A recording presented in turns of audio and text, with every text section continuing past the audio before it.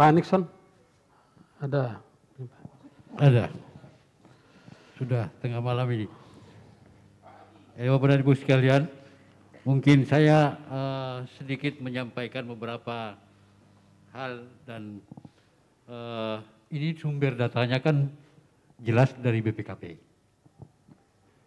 Yang pertama ada 2 PDAM yang sakit, yaitu Gorut dan Pohuwato.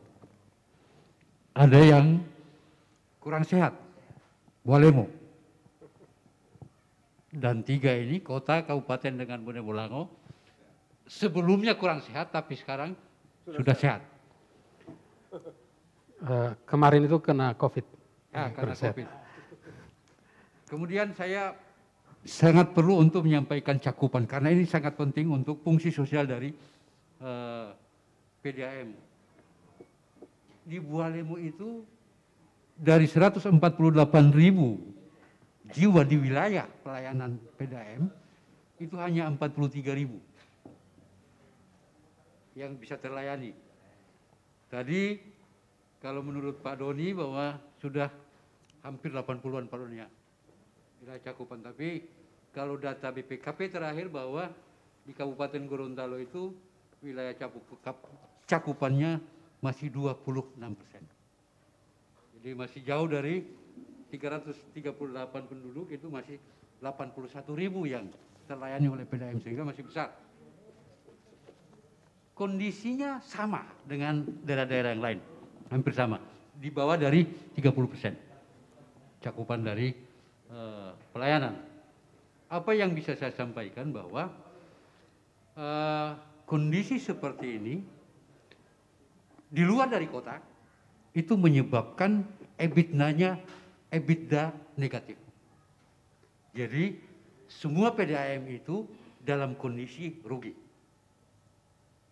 Kalau tidak ada langkah pemerintah daerah untuk support dana, pasti dia member.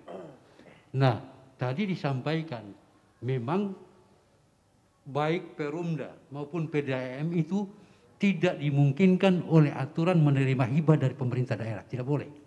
Itu aturannya. Permendagri apa tidak boleh. Maka dicari bentuk bagaimana ini bisa bantu PDAM. Maka ada pakai nomenklatur penyertaan modal. Ditempatkan pada belanja barang di Pemda, kemudian dikirim ke PDAM dalam bentuk barang. Jadi hibah. Sehingga kondisinya tidak bisa dimintai untuk dividen. Kecuali kalau kapasitas terpasang dari wilayah cakupannya sudah 80% ke atas, wajib hukumnya PDAM memberikan kontribusi kepada pemerintah daerah. Itu yang kedua. Yang ketiga, Pak, jangan terlanjur kita melihat bahwa gaji karyawan ini terlalu tinggi. Tidak, sangat rendah. Jangan dilihat dengan UMP. Kalau lihat kebutuhan dasar penduduk, gaji itu rendah. Ada langkah yang dapat dilakukan oleh pemerintah daerah dengan PDAM sekalian, bahwa kehilangan air itu di atas 26%. Kehilangan air PDAM di atas 26%. Malah yang paling parah, Gorut itu kehilangan airnya 65%. Itu BPKP yang bicara. Artinya kita produksi 100 liter, yang hilang 65 liter, pasti sakit. Jadi sudah perlu ada perbaikan manajemen di dalam pengelolaan PDAM khusus untuk Gorut. Karena dari sisi itu saja, hilang air itu 65% kehilangan air. PDAM Gorontalo Utara. Nah, dari struktur keuangan seperti ini, kan harus ada langkah pemerintah daerah. Tidak boleh hanya membiarkan PDAM dalam posisi seperti itu. Tetapi pemerintah daerah pun dalam posisi yang tidak boleh berbuat apa-apa. Maka sebaiknya PDAM itu menyusun rencana bisnis plan PDAM dan cari sumber dana. Dan pasti itu ada. Seperti yang Pak Doni tadi.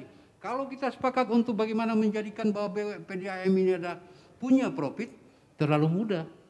Tadi kan disampaikan 3.000, mungkin bisa diangkat sampai 5.000. Masyarakat saya kira Kalau tingkat pelayanannya bagus, air bersih, air standar yang harus diminum, mereka berani bayar. Berani bayar. Beli galon saja Pak, berani. Hanya karena wilayah cakupannya ini belum sampai kepada pelosok-pelosok daerah, karena mesti panjang pipa distribusinya pendek. Nah itu yang Pak Doni sampaikan tadi. Harusnya pemerintah daerah dalam memberikan dana kepada PDAM jangan diikuti dengan petunjuk ini bikin ini. Lihat apa kebutuhan PDAM itu dalam rangka untuk meningkatkan sehat keuangan, sehat organisasinya. Jadi ada peluang bagi PDAM bahwa wilayah cakupan masih cukup rendah di Provinsi Gorontalo memungkinkan kita untuk berinvestasi, mengambil langkah-langkah, menyusun rencana bisnis plan dari PDAM dan mencari sumber pendanaan.